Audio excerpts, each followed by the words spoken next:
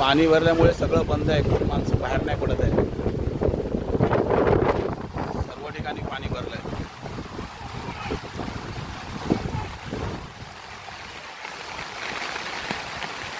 तिकडे आहेत माणसं पण ते परत रिटर्न येत आहेत.